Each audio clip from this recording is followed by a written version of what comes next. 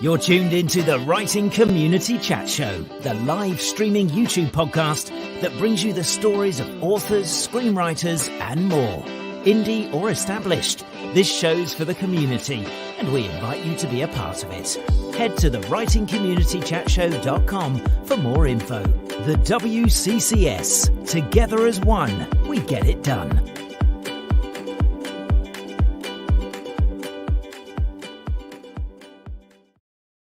Hello and welcome. My name is Chris and you are watching the Writing Community Chat Show.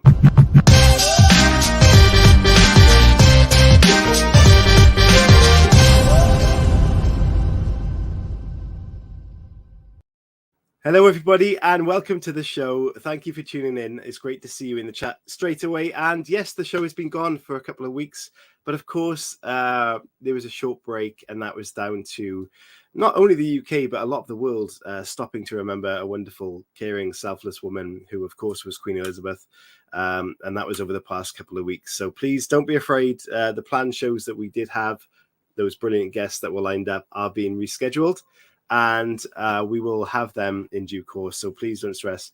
Brandon is in the house. Hello to you. Says, I missed everyone. I have missed everyone too. So I hope you've had a great little time when I haven't been able to speak to you and see you. If you have been up to some great things over the past couple of weeks, by all means, please let us know in the chat if you've been having any positive experiences. It could be to do with writing, life, or whatever that may be. Let us know in the chat, and we might be able to read some of those out. I think Linda says, I put too much banana in my smoothie. Still tastes great.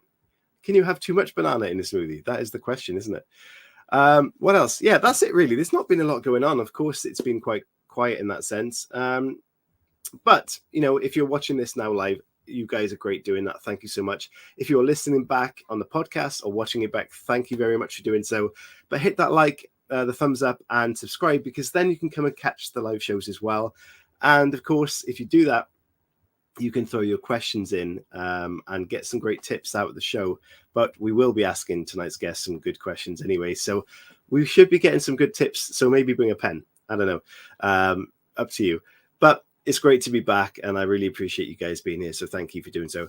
Let me get on with tonight's guest. Let's get straight into there. I'm excited to be chatting to tonight's guest because we have discussed, I've communicated with this person before socially, and they have a very similar sort of mindset and growth mindset when it comes to what we're doing. Very similar in terms of author, podcaster. So that's quite a clue as to who's tonight's guest is. Sorry, spit that out. So she is the award-winning author of historical fiction novels and poetry, which is really cool. She's a podcaster and has a great eye for graphic design, which if you know her podcast, which is The Writing More, you will know what I mean by that. And she is here promoting her latest novel, which is Devil's Ridge, part of the Dividing Ridge series. So without further ado, ladies and gentlemen, please welcome Stacy Hawks. Hello, Stacy. Hey, Chris. Thank you for having me. You are very welcome. Thank you for joining me. And it's really good to have you here and to be chatting to someone new. Like I mentioned, the show's been on a couple of weeks, so it's really nice to get back. And what I love about this show is getting to learn people's stories. So thank you for coming and joining me and gonna share your story with us. It's really cool. You're welcome. I appreciate the opportunity. Yeah, this book is fairly new. It's been out maybe a year this coming October. Wow. Fantastic. And how's that been? Well, we'll get into that, but how are you? How are you generally first before we get into book talk? I'm doing good. I certainly hope you all are. I certainly hope all of our listeners are doing great and enjoying the great stories you all share.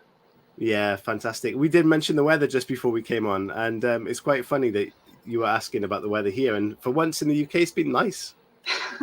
Lots of sun there, but we've been getting a lot of rain. So we had a few good stretch of days here where we've had some nice sun and some 70-degree weather. But, you know, our leaves are getting ready to turn, and we're getting ready for that peak season the first week of October. You can definitely feel that cold snap approaching, can't you? And I think there's a lot of people this year, especially in the UK. We've had like a good summer, which is not usual.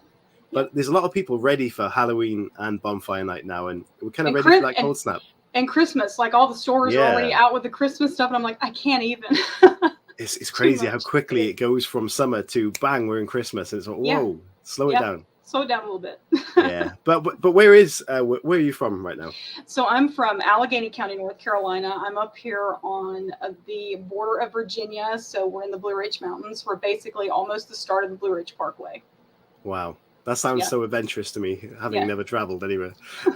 Yeah, so it's great to be heading towards that cold snap and just being a bit different now. And I guess for writers, it's kind of something we kind of see as almost a romantic setting for writing. I mean, autumn and that kind of time. But your book's historical fiction, which is really interesting. I'm sure we'll get into that as well. But like, as always, what we want to do is kind of rewind the tape and see where that all began. So I'll play a little video and we'll jump back in time and then we will see kind of where that is. Anya says, the Blue Ridge Mountains are so pretty. They are. They really are. Brandon agrees, yeah. I'll have to look that up and have a look at some pictures there. Cool. So I'll play this video and we'll get on with part one of the show, which is the road to writing.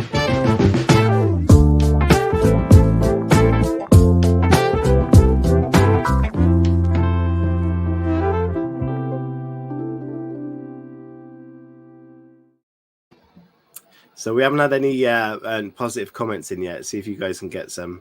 I really want full weather, 95 degrees still today. Is that hot, 95? Yes. Yes. Halo's in the house. Hello, Halo. Banana bread. That is quite nice. Hey, banana bread is awesome. Yeah, and she also said it's soggy here today. I hope the banana bread is not soggy and it's the weather you mean, because that's a bummer. So Stacy, let us know, what was the inspiration for writing in your life, and do you remember kind of where that kicked off? I think I've just always liked to read. So, and then also being from Appalachia, we're big storytellers, and we like to tell stories about family events, things that happened in the past. You hear your grandparents talk, that kind of thing. But what really kicked me off wanting to be an author, I guess, was my first book, Dividing Ridge, The Unsolved Murder of Elva Brannock, when I found a newspaper clipping about her story. And I thought, wouldn't it be cool to see what all survived and what all went on in that case, and see how far they actually got in trying to solve it and what all went into trying to solve it. And straight away, you mentioned the family kind of tradition of looking back in the past and talking about your culture, where you're from. Yeah. So that naturally leads me to believe that's why you obviously started writing historical fiction. Yeah. I'm also a genealogist, so I love like digging through things and trying to figure out how people are related and how connections are made and that sort of thing. And I did a lot for both of these books in that respect. But history has also just been a great topic. It's just been something I've always enjoyed. It started probably when I was in fourth grade reading American Girl books. I don't know if you all remember those or not, but those were kind of the thing back then. And that's what I enjoyed reading. And then I advanced from there into other historical fiction like Steve Barry and The Amber Room, and then reading Dan Brown. And It's pretty impressive. I mean, it's great when you talk about looking into people's past and the kind of family trees and those things. I actually interviewed someone this week that will be aired when I go away for the walk in a couple of weeks, as part of the veterans show that I'm doing. And he, in fact, very selflessly does all these big walks, but he helps people find their family tree when it comes to military history, which I think is really fascinating. So it's really cool that you share that connection of both of you guests love the history of kind of where you're from, but also finding out who your family really were, because there's a lot of people out there that don't know and wouldn't know who those people are. No, and it's really cool when it comes together, because you never know what stories you're going to find in your family tree or what names might inspire a character for your book too, because there's some pretty cool names out there. There is, especially if you go back a few years, because I mean a few, but like a couple of decades, because they're a lot different to what they are now. Sure, absolutely. Yeah, and historical fiction as well is something that I never considered wanting to write until I found out a local historical story that I thought is super cool. It's quite gruesome in a way, but it's very cool, but happened just down the road. So it's really one of those things that if you kind of just even look around locally in your history books, you might find something that's got a really cool skeleton of a story that you can work on as a historical fiction novel. Yeah, and ironically enough, when I was doing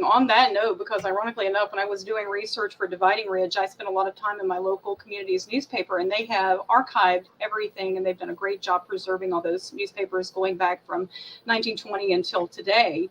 And so I was in there digging up stuff for Dividing Ridge, and I came across Devil's Ridge. the story for Devil's Ridge. And I was like, oh, how interesting is this? This is, I mean, because it's partially based on true story. Some of it happened, but most of it's historical fiction. It's what kind of makes it a little different from Dividing Ridge. But yeah, I mean, you just never know what you're going to find and where you're going to find it at, or what's going to be the inspiration for it, whether it's a family tree or a newspaper, or, you know, or just someone talking to you about something. Yeah, no, isn't that the beauty of historical fiction, though? Because you can get that concept and pretty much develop it as you want to, keeping within the boundaries of some parts of the story. Sure. And that really gives people, if they're struggling for ideas, just go and look in the history books and you'll find a story that you can turn into something incredible. Yeah, I think Bryn McLean said it best when I spoke with Bryn McLean. She's the author of One Good Mama Bone. She said, you know, if you want to write a good historical fiction book and you find a story and it's a true story and you just don't know how to go about it, take the truth, take the news, take the fact out of it, and just mold the story. That's interesting. Yeah. Well, I'll ask you some questions on that in a minute, but let's go back again to the start of your writing process then, because that's what we were kind of looking at. Yeah. And from reading all these amazing things, did you have like any issues just putting pen to paper, or was it kind of a learning process for you? I think it's just something I've always liked to do. Like a story will come to my mind and then I will automatically start thinking, okay, well, I want to create this story. I want to get it on paper. I want to get it down as fast as I can, but also as effectively as I can and within a certain structure. So you want to structure the story out. So what I'll do is I'll first come up with the characters and their backstory, and then I'll do like the layout for the book. And I start plotting by chapter. So I plot chapter 1, chapter 2, chapter 3. Yeah. And then take off from there. But yeah, I mean, I've just always liked to write stories. I think I've been writing books, or actually writing books and not publishing them, since I was probably in elementary school. Wow. That's really interesting. So how do you create the characters before your story? So how do you come up with what characters will be in the story? For me, the story will be kind of crucial to what those characters will be like, if that makes sense. So it almost would work opposite for me.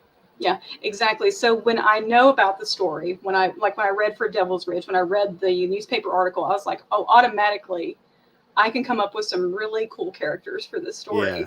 And I just laid them out. They didn't have names quite yet, but I was like, Moonshiner 1, Moonshiner 2, we're doing this and that. And just kind of putting them all together and just building their backstory. And that helps build the story and create the story from there, because then you can build off those characters. There was someone that was on the show, and I forget who this is now, but they talked about how they almost create an interview sheet for that character. Did you go to kind of those lengths at all?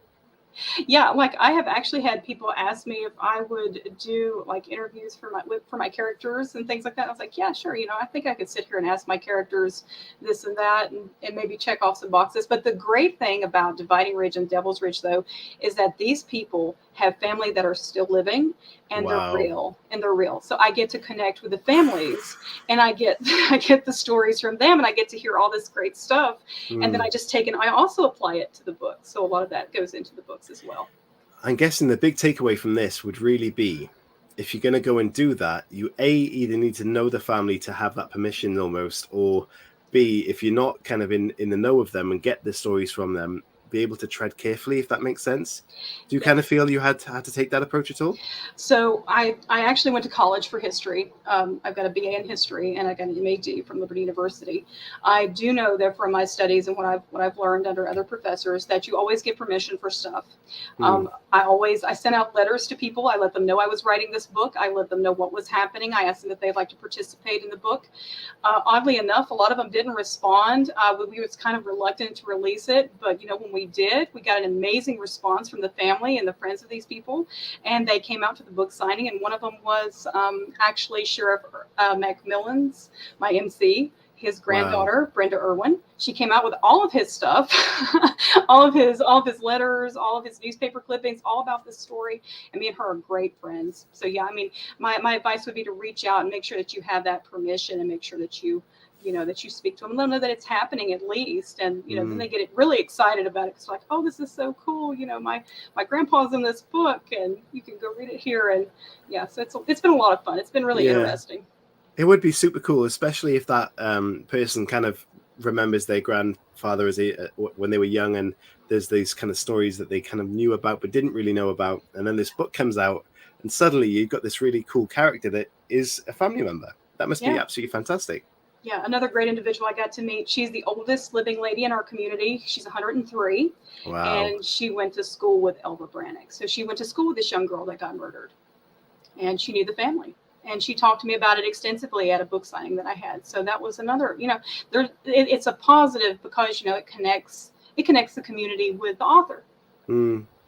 What do you think there clearly is, but why do you think there is a draw to kind of true crime in our communities? Because like the Jeffrey Dahmer show has just come out on Netflix. Oh yeah, amazingly cast, but that has been a story repeated over time and it's still quite fresh in our history. So like, why do you think we're drawn to that, to kind of want to relive or just kind of witness that through a third person? I think we inherently want to solve things. I think people want to inherently understand why other people do what they do and get inside their head and figure out, what in the world were you thinking to pull off something like that? Why did you think you'd get by with it? I think we'll always be fascinated by the criminal mind because there is so much to learn from it, really. Yeah, I think it's kind of like the psychological reasons behind it as well, because a lot of us, thankfully, don't really kind of think that way. No. And to then kind of see someone doing that, it kind of fascinates us that they can be in that kind of mindset and how they do those things. But, wow, I'm still to get stuck into that show, but I'm very excited about it.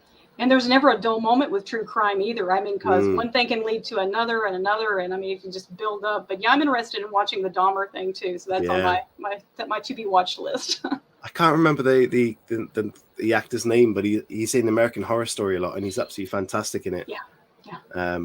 I can't remember. Someone will tell me, I'm sure.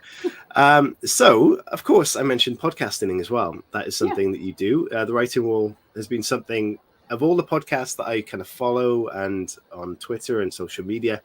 I think yours is one of the best visually striking podcasts I've seen out there. Thank you. The artwork on it is fantastic, and it's got kind of the similar values is what I was trying to get at earlier. Yeah. How did that journey start for you? So actually that started out of the pandemic because there was nothing really to do, and you couldn't go out for book signings or anything like that. But also I'd had back surgery the year before, so I wasn't really mobile or doing much, and I missed being out in the community. I missed being with people. I missed talking to people, and I thought, well, I'm on Twitter, and I was getting good interaction from the writing communities of Twitter and Instagram, and I thought, these folks, they probably need a lift too. Yeah. I mean, so I thought, let's just put together a podcast. And my manager, of course, was like, yeah, let's do this. We can do this. This is not a big deal. We'll work on it. And we worked on it. We picked out images that we liked. We thought, what are we going to call this thing? And I said, well, my Twitter handle is The Writing Wall. Let's just call it The Writing Wall Blog and Podcast. And it just sort of picked up from there. But now we're in our 5th season and looking at our 6th in February. So.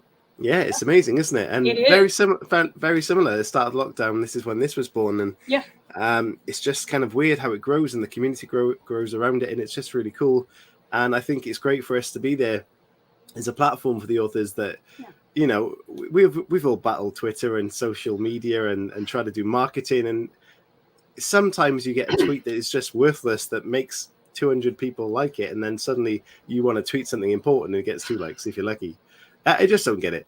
So having a platform like this is fantastic, I think. So yeah, it's great that you're hitting season 6. It's incredible. It really is. And I think it's interesting too. One of my friends said this to me, and it's the truth. I mean, we both do this. It's easier to promote somebody else than it is ourselves. Absolutely. It's so hard promoting yourself. I've given up on my books. I really have. I just people will read it, maybe. So it's fantastic. And I guess you very similar in the way that you get to experience those people's stories, and it's very enlightening for us both. But it's also great to share those tips like what you're doing today as well. So very cool thing to do. I'm still enjoying this very much so. And, 2 and a bit years in now, is that kind of the same for you? Yeah, about the same for us. Yeah. And I think I've been following you for just as long as you've been on. So yeah. Yeah, it's crazy. It's wicked. So there's a question for you then. What tips would you be able to give someone if they're kind of looking to stepping into the world of podcasting?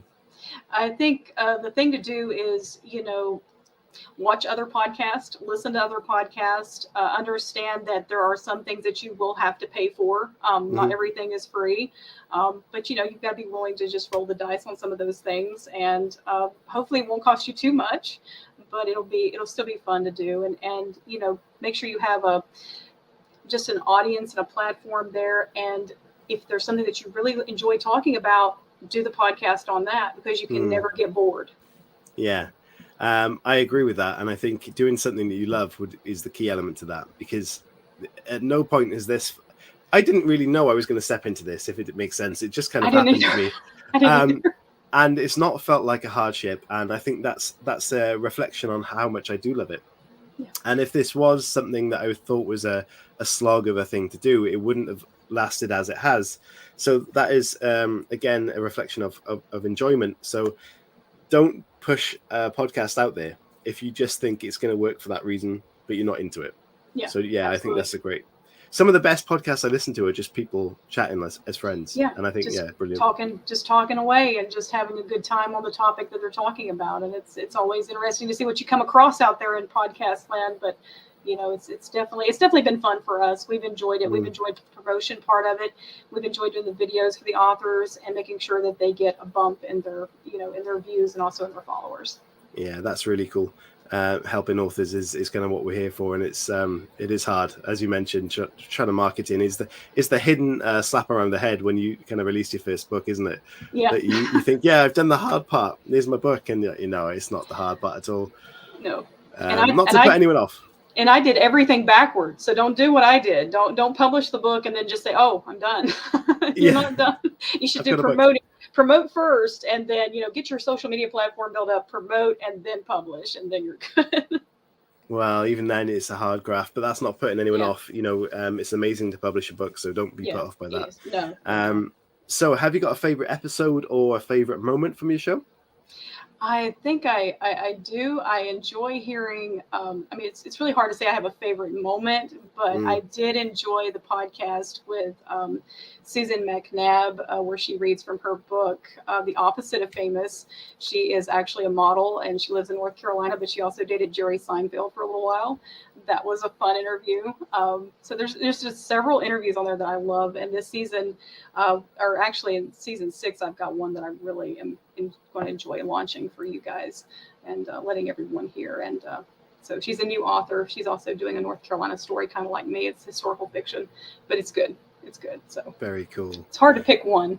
Yeah, it is. Definitely. I was asked that once. I was like, here we go. So also in your writing catalog is our poetry books.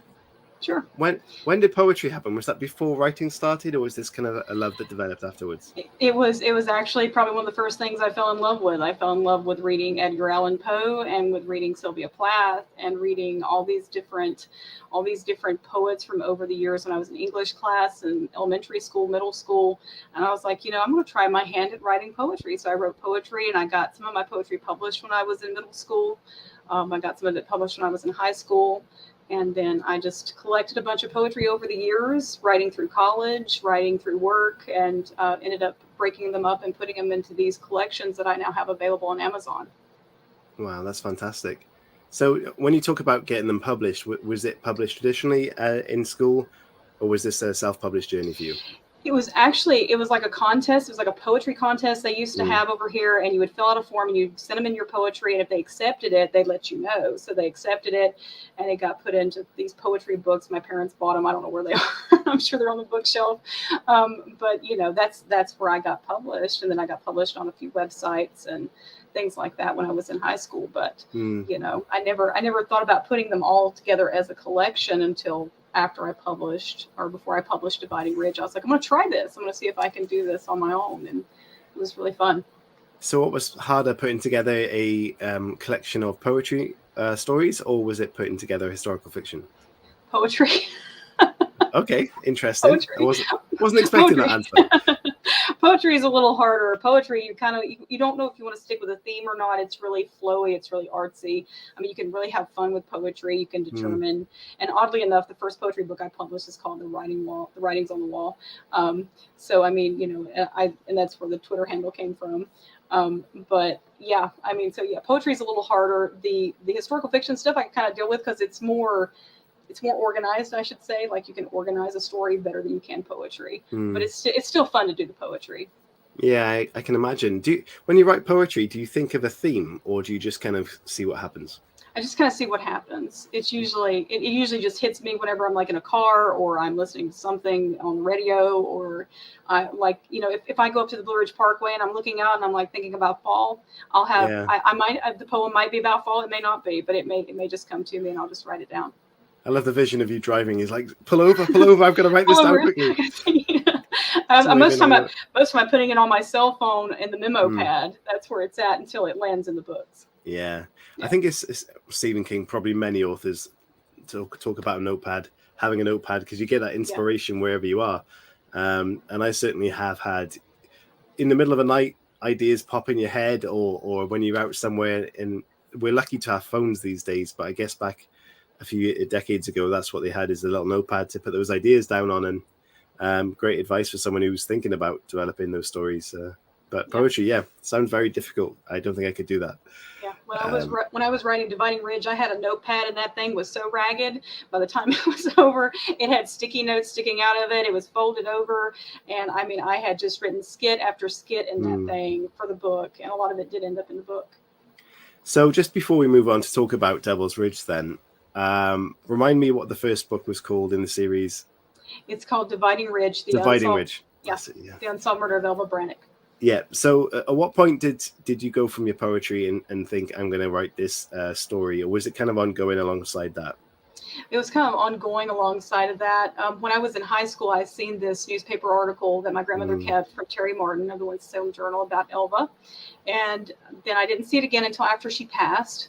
And I thought, I'm gonna do something with this. And I didn't know where I was gonna go with it. Then I started hearing characters talk to me, and I was like, okay, I'm gonna skip out on the poetry for a little bit, and I'm gonna do this.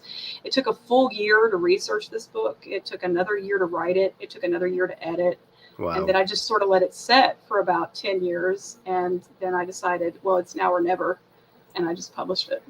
Isn't that amazing that you took 3 years of effort into that, and then you thought, I'm going to sit on this for so long? Yeah. Oh, I think we're frozen. Oh, we're back. Yeah. So like I was saying, I was actually working, and I was getting my master's degree. So things were kind of happening in my life that didn't really afford me the ability to continue to pursue the traditional path of publishing. And that's basically what was available at the time. We hadn't heard of KDP yet, or we hadn't heard of self-publishing yet. And if we did, it was vanity presses. And those, you know how they are. They want thousands of dollars to publish a book. So that was not in the ballpark for me. And, I just waited. And then apparently KDP came along, and I said, hey, let's do it. Did you find that process easy, KDP, when you first approached it? No. It's not as easy as it looks, is it? No, it is not. It most certainly is not. I didn't mind. I liked doing it for my poetry, but I didn't like trying to format for a novel. Yeah. I mean, just the formatting itself, but like cover image formatting, all those things. All that. If you are new to that, watch videos online. I mean, Dale Roberts is a fantastic catalog of help videos. Look for the research out there that's already been done. Don't fight it yourself, because it's a long learning curve. But once you've done it, I think you've got the format. And that's a tip. If you've done it once, save the format you used last time, and you can reuse it. So and redo it.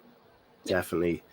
Amazing. Okay, let's jump into part 2 of the show, and let's learn about your new story, or your latest story, should I say. Okay. And then we can talk about that, and perhaps what could be coming up next. Part 2 coming up.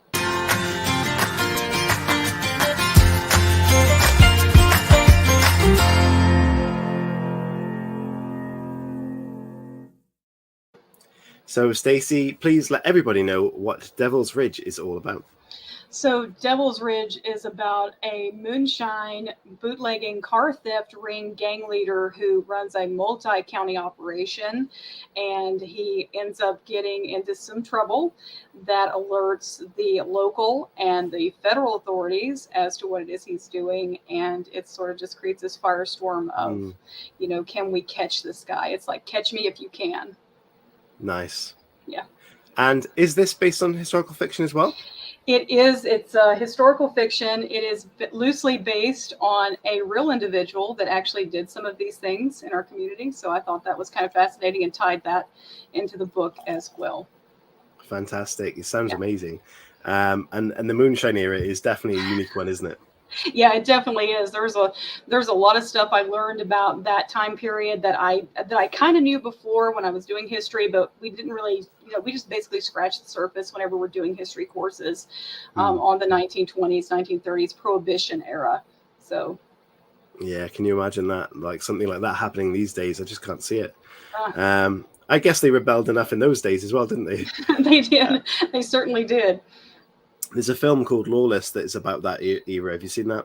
Yes, I have. That was actually one of the movies that I watched for research. Lawless Yeah. was one. I watched a bunch of documentaries, PBS, read several books. I mean, I just can't tell you what all I did just to figure out how they made it, how they transported it, all that stuff. I learned all about cars. NASCAR's born, of course, out of moonshine running and bootlegging. We have down in Wilkes County is actually home of the moonshine. It's the moonshine capital of the world is what they call it. It's also home to a NASCAR racetrack down there. So that's, Wow. a lot of legends came out of Wilkes County, North Carolina, just 45 minutes from me here. Do they play on that now? It's like, this is the moonshine capital. Yeah, they play on it. They've Yeah. got a garage that has stuff dedicated to that, that whole time period. But NASCAR has kind of distanced itself a whole lot from the moonshining and all that. Wow, that's really interesting, isn't it? And I guess again that goes back to the fascination that some of us do have on what's happened before us and the ground we stood on.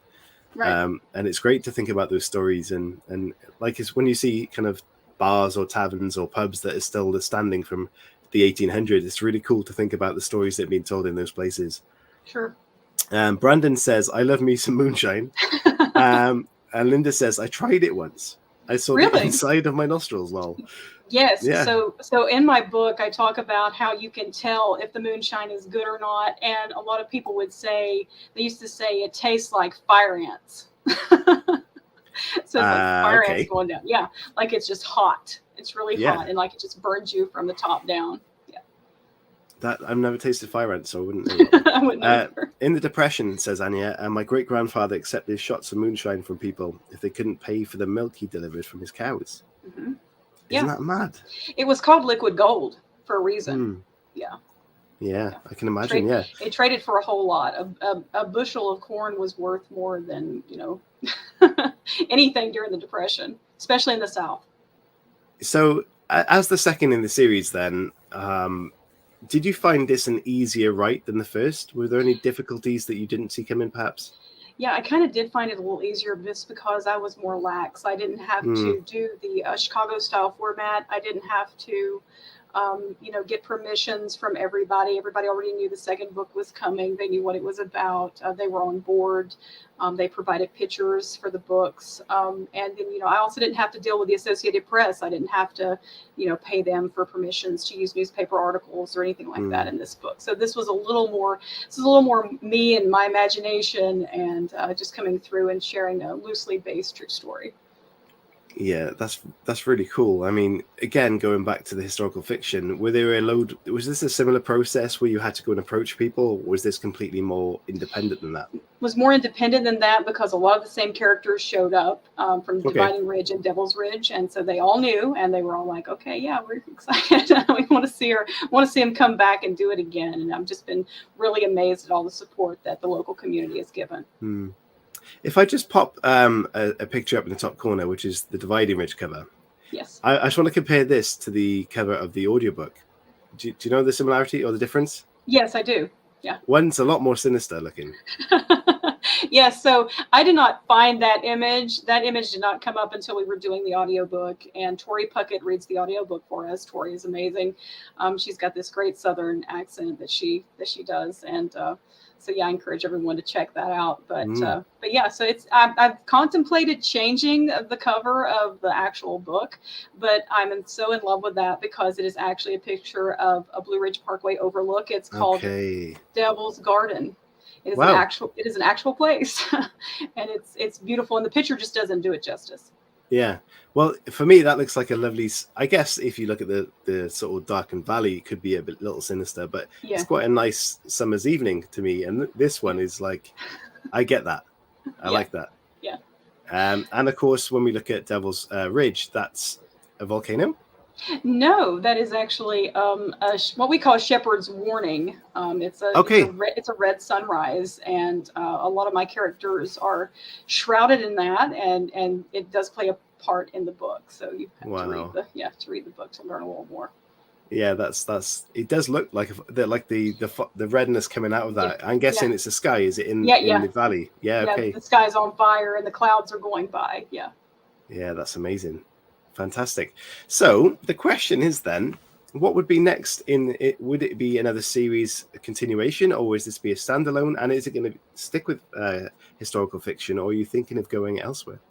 So the third book in the Ridge series is the final book for the Ridge series. It will be coming out next year in 2023. I'm currently in the process of editing that book.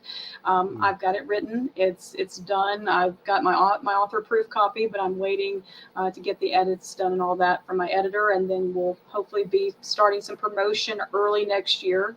And we'll do our cover reveal and all that good stuff. So yeah, it's still going to be historical fiction. It's going to have some of the same characters, but not many. We actually got a new sheriff in UNC, and his daughter's on board, and she's really excited about that too. I really like this idea that you got these historical fictions in a local area, and people are invested in it that are a part of the family. I think that's so cool, and very cool for them as well. Yeah. So. The next story, your editing process, does it involve beta readers as well? It does. I usually try to do editing in like 3 stages. So the first stage is basically me doing the editing, me taking it through and I've actually learned that you can get these programs to read your book back to you. And so that helps me to hear the book as I'm going, as I'm editing. So that's what I've been doing for the first part. The second part is then me turning it over to a beta readers and letting them see, them catch anything extra. And then the third phase is then my editor takes it and we get all the deep edits done, and then we release it. Okay, that's very interesting then. So you listen to it back yourself first, which obviously helps if you're new to writing, then just reading your story out loud will help you edit better. But listen back, I can see the benefits of it. When you use beta readers, do you use the same ones you've used for previous stories, or do you always look for someone new? No, sometimes I do. If they're interested, they're like, hey, I really enjoyed reading that first book. Would you mind letting me read your second book and beta read when that comes out? That's perfectly fine if they want to do that. But if we got new people, that's great too. And we welcome anybody that wants to read the third one. They can certainly message us and say, hey, we'd like to beta read. That's fine too. Yeah, that's really cool. So will there be a stage in your life when you're thinking of writing maybe something else, genre-wise? Possibly. I mean, I'm leaning a little toward just true crime altogether, and just doing true crime rights, or just crime rights, mystery rights, that kind of thing. But for now, it's the historical fiction and true crime mix that I'm really enjoying. I mean, yeah, if you're enjoying that, then absolutely, why change it? Why change or fix what's not broken? Yeah. And with historical fiction, I mean, there's an abundance of it. Where I live is kind of, there probably wasn't a lot that happened locally to me. I say that there might have been. There's pirates and all sorts of things that happened here, Vikings at some stage. But there's an old pub. It doesn't exist anymore. That was on a river, next to a river. And they used to find bodies washed up down the river in a local town. And it turned out this guy and he had like his own gang, and he had a red hat on that used to like basically take travelers and kill them and take all their jewelry. And they had like a treasure cave under the bar. Oh gosh. I mean, how I know it's terrible, but how cool is that as a local story that I locally discovered that I could develop? So that's what I'm saying. Look at your local history, because that's a very cool story. Yeah, it is. It's always amazing what you'll find, for sure. That's creepy, Chris. It is. I mean, yeah, a little pub in the woods, and back in the day we had horse and carriage, and then suddenly, oh, look, a pub. Let's go in there. Yeah, and you can get rid of people easily with no worries. Like, look at H.H. Holmes. I mean, like, he built that whole house, that whole hotel, just for that purpose. Yeah, crazy and creepy. Yeah, I agree. Wow. Brandon, going back to the story, says, I read out loud and use different voices for each character, which I commend that, Brandon, because it's difficult. You'll know the story that when I try to record my audiobook myself, I did really well until I got to the part I had to narrate women's voices, and it didn't go down too well. So that is difficult. Well done, Brandon. Did you have a process with your audiobooks that someone else did it for you, or did you have any input on this yourself? So I was really wanting to do audiobooks for a while, especially for Devil's Ridge, and I had this certain voice in my head, and I was like, I really want this guy. Actually, he's a friend of mine, and he wrote the poem to this book. It's called "The Blue Ridge is on Fire This Morning." And I thought, hey, I'd like to have somebody like him read this book, somebody with a deep, gravelly voice. And I got going through and I thought, how am I going to do this? How am I going to do this? And ACX is just there, and it's a great resource for authors. And I think if you're willing, to put in the time and the advertisement, the promotion and things like that, you can find some really great voices for your books. And so what happens is they create the book and they get royalties from the book just like you. So you share your royalties with these people that read your audiobook. Yeah, I used ACX as well. And personally, for someone like myself who was looking to keep budgets low, sure, that was a great way to do it. And what I figured out as well is you can have auditions for your story, but you can also listen to other voices and message them directly. Yeah. So it's a case of, if you haven't found the right one audition for yourself, you can approach them, and you can find a fantastic match for your story then. So it is worth looking into. And that's exactly what I did with Stephen Marsden. I approached him. I'm like, hey, I'd love to have you read for this book. And he read, and I was like, that's amazing. Super cool. Yeah. So have you done the same voice for both the stories, or you changed it up each time? Yeah, I changed it. For Dividing Ridge, it was a woman. I wanted a woman reading the story. So Tori Puckett is our narrator for that story. Stephen Marsden is our narrator for Devil's Ridge. And you can hear samples of both on our Dividing Ridge books, Instagram and Facebook pages. Fantastic. Okay, guys, we're going to jump into part 3 of the show, where we ask questions from you guys and some random ones from myself. But please do send some in, and they can be about anything we've talked about, anything at all, or some questions you might want to throw in there. And of course, about creepy things, or about Devil's Ridge, or about things in life in general. Send those questions in, and I will read them out if they are read-outable. That's the wrong word, isn't it? So here's part 3 of the show. Get your questions in, guys.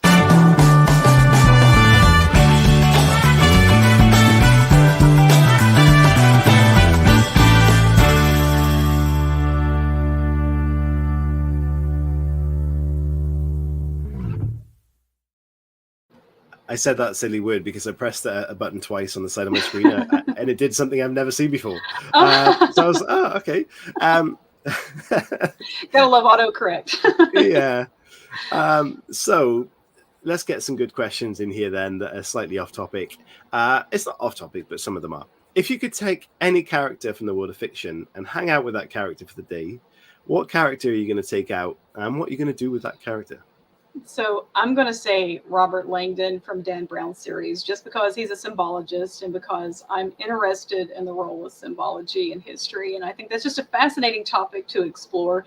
I wouldn't mind going to a bookstore with him and getting some good reads and some more information about symbols and history and things like that. I think he's a great character. He's interesting. He's definitely not something that you would imagine a protagonist to be. He's really more of a professor and not so much of an adventurer, but he turns into an adventurer because of the position Dan Brown puts him in.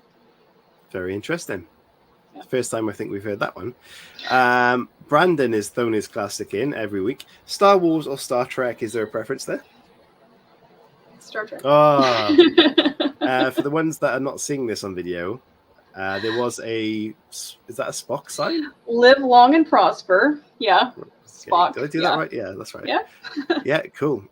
So are you a fan of Star Wars at all, or just it always been Star Trek for yourself? It's always been kind of Star Trek. My dad's always loved Star Trek, watched it as a kid, have VHS tapes of Star Trek, Trouble with Tribbles, different things like that. And I just sort of fell in love with the characters of that sci-fi series and kind of kept up with it, seen both of the movies that have come out, really enjoyed Zachary Quinto's version of Spock. So, yeah, it's always been that way. I know a little bit about Star Wars, but I don't know as much as I do about Star Trek. I think Star Trek is definitely the answer there. That's fine. Anya's got a great question. What is the creepiest ghost story you know, or cryptic story? Oh, my goodness. The creepiest... Cryptid. Mm. Creepiest ghost story I know. So it actually happened to me probably. I was about 10 or 12 years old, and there was a house down below ours, and some people had been moving in and out of the home, and the home was recently vacant, and we thought someone was moving in, and I saw a lady, and she was walking, and she was really beautifully dressed, and she had red hair, and it was on top of her head, and I thought, oh, she looks like she looks like she'd make a great friend for my grandmother who lived next door, and I told my grandmother about it, and she's like, don't worry about it, go inside, Didn't say anything else about it, and then when I was about 16 years old, sitting on my grandmother's front porch with me, she asked me, do you remember that? You remember asking me that? And I said, yeah. She said, honey, I know who that was. And that lady killed herself. Wow. And I thought, no, why didn't you tell me that? She's like, you were 10. I'm not going to tell you that when you're 10. And so, yeah, she knew the lady. And she said, I described her right down to her hair. Isn't that incredible? Yeah. Yeah. It was creepy, for sure. That is creepy. Yeah. Brandon, shut up. And he says, oh my God. Yeah, that's fantastic. I mean, there's some not as blatant as that, but some stories in my past that I kind of feel were when I was younger, again, similar age, probably saw things that I thought were a bit ghostly. But is Halloween, I know in America Halloween's very it's a big festival compared to the UK. I mean, we treat it kind of a bit of fun here. Is that something you celebrate where you live? Yeah, I mean, Halloween is just, it's always a fun, festive time of the year. The kids get out, they get to dress up, they get to go trick-or-treating and that kind of thing. We enjoy it. We have our fall festival here usually before the Halloween holidays. We just had this past weekend, just sort of kicks off everything for that fall season. And also for our Blue Ridge Parkway travelers and people that want to come and visit the Blue Ridge Mountains during that time. Yeah, I bet that is there kind of a historical history of kind of spiritual activities in the place like that? Yeah, sure. I mean, yeah, Appalachia is steeped in ghost stories. We're steeped in, in religion and folklore and all that great stuff. And that's another great place to draw inspiration from stories, that you write too. Yeah, I can imagine if you go and spend an evening out there sat around in the dark, you probably come up with some ideas. Yeah. Yeah, definitely. Okay, let's have a look. What was the last book you read or the last film that you watched? The last film that I watched is Where the Crawdads Sing. So I really enjoyed that movie immensely, and that book. The book was really good. The movie, I mean, I was like, can they match the book? Can they? It was really good. So I was really amazed at both. Yeah, I saw the trailer for that quite recently, and it does it looks appealing, so I will check that out. Yeah. But when you watch a film that you've read the book of, there's always that conception that it's not going to be as good. I mean, how did that compare? Yeah, it compared. I mean, it was really good. I thought both of them were really well done. Of course, I prefer the book over the film because, it's kind of, you have your own imagination of the characters and what they look like. And then when you see them on the screen, you're like, oh, yeah, this is what this is. But it was really good and it was really well written and it stuck to the book pretty well. So I was really impressed with that. Yeah. I can't say the same thing of the Dan Brown movies, though, because they didn't stay true to the book. I don't feel like they lived up to the hypes of the books, and the books were way better. Yeah, I mean, The Sandman recently was out, and I think people had a lot of hesitation about that, but really surprised how much that fitted the comics. Sure. So yeah, it's great to see that people are starting to take note to that. I mean, The Walking Dead, for example, is still going on. Yeah. A lot of that is swayed away, and people not too happy. But I've never read the comics, so I didn't mind. But yeah, final episodes starting to come out next month or this month, and there's spin-offs happening now, so you can never put that show down anymore. No. I think it needs to finish. Okay, if you could choose or have a superpower, which one would you choose? That's interesting. I've been asked that a few times. I think maybe I don't like flying because I don't like heights. Maybe teleportation or maybe time travel if I could do that. Like just pop in and out of different time periods and see what's going on, or maybe stop an assassination or two somewhere. What would be your sort of era would you go to if you could time travel? I think I would go to the Civil War era. I think just because I like the antebellum type of feel for that, but also, because I understand a lot of that history. That's kind of my niche when I'm having fun and just doing stuff for research fun is studying Abraham Lincoln and the Civil War. But I also like the 1920s, so the Roaring Twenties would be a great place to visit for sure. Yeah, definitely. Interesting. If you could take a book to a desert island, obviously that would be the only book you'd have for the rest of the time. Would you have a preference? I think it might be Khalil Gibran's The Prophet. So it's a poetry book, but it's also very spiritual and very deep. Okay, interesting. Is there anything on the bucket list that you haven't done that you'd like to do? Yes, ride the Blue Ridge Parkway from start to finish. Since I've read about it and researched it and studied it so much over 10 years, that's something that I would really, really love to do. I would also really love to visit Europe and, check out some places where my ancestors are from, like von Gutenberg, Germany, and Austria and places like that. So that would be fun. When you say ride the Devil's Ridge, what does that mean for someone like me who doesn't have a clue? So it would be like driving the Blue Ridge Parkway from one end to the other, from the very start to the very end, and we just call it riding the parkway. So I'm guessing that's quite a distance then. Yeah, it is. It's like 400 and some miles. Yeah. Wow, that's amazing. Oh, very interesting then. 400 miles. Is there kind of like gas stations? There are like gas stations, little country stores, things like that. You can only go 35 miles an hour on the Blue Ridge Parkway, interestingly enough. So if you bring fast cars, you're not going to go very fast. You'll get pulled over. So that would take days to cross then? Yeah, it actually would. Yeah, it would take days. There's many overlooks, though, that you could stop and enjoy. And it was at one time called America's Grand Balcony. So that to me instantly springs story time, because you could write a horror story right there. Yeah. Because you've got to stop along this dark fire-looking ridge, and anything can happen. Not to put stories in your head before you go do this, by the way. Okay, if there was a movie about your life, would you have an actor in mind that you would want to play you? No, I don't. I don't think I have. That's a really tough question, isn't it? I know, but funny enough, I have one for my MCs that I would like to see and things like that. But who would play your MC? My MC, if I had my pick of actors, and I really wish they would do it, would be Tommy Lee Jones. I would let him be Sheriff Walter Irwin. That's who I picture.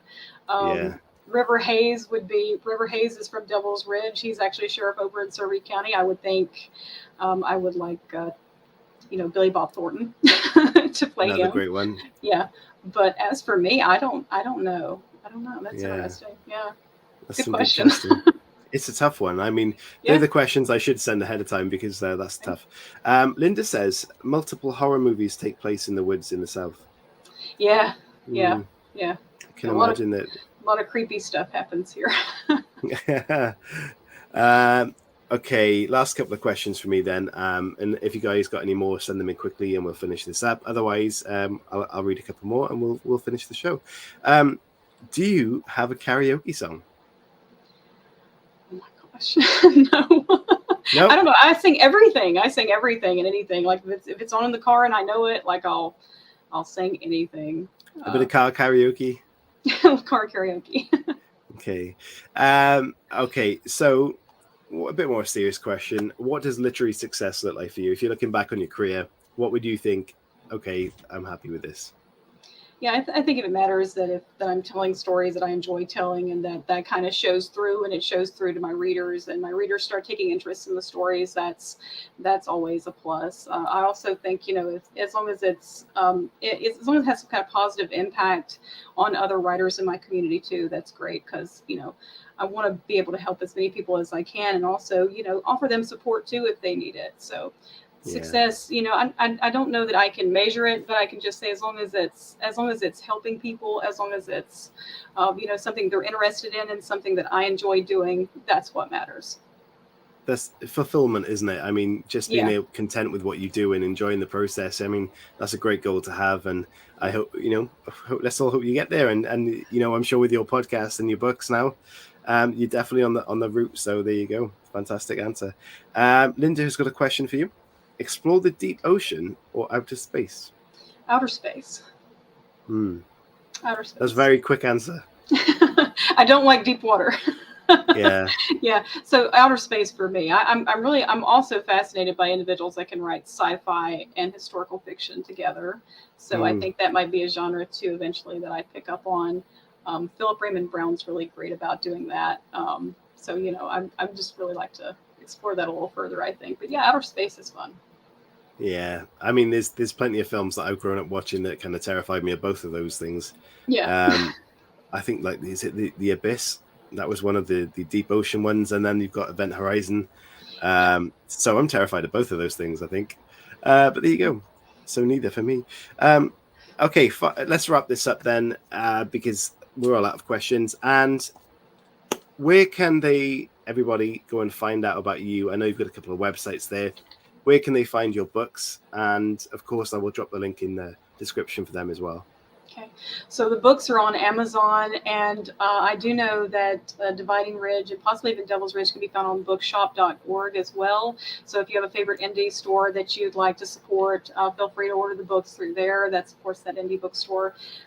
We're available in Kindle, paperback, and audiobook formats. You can visit us on Instagram, Dividing Ridge Books, and on Facebook as well, and grab our links on our Linktree URL, and you can follow us across multiple platforms. We're also on TikTok now, so at Dividing Ridge Author on TikTok.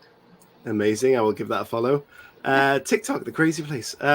Fantastic. Stacy, thank you so much for joining me. It's been an absolute blast, and I love getting to know your story, and your historical fiction stories are fantastic, and I hope people go and pick those books up. And of course, like I said, we will leave links for the shows and your podcasts and all that in the description once I've done that. So thank you for joining me. I hope you've had a great time, and thank you for everyone else for tuning in as well. Absolutely. Thank you all so much for having me. Thank you, guys. Please stay safe, and I'll see you next week with another show. And get those good stories into me through Twitter or social media, and we'll have a good chat about those on socials as well. Thank you, guys. See you very soon. Please stay safe. Bye-bye.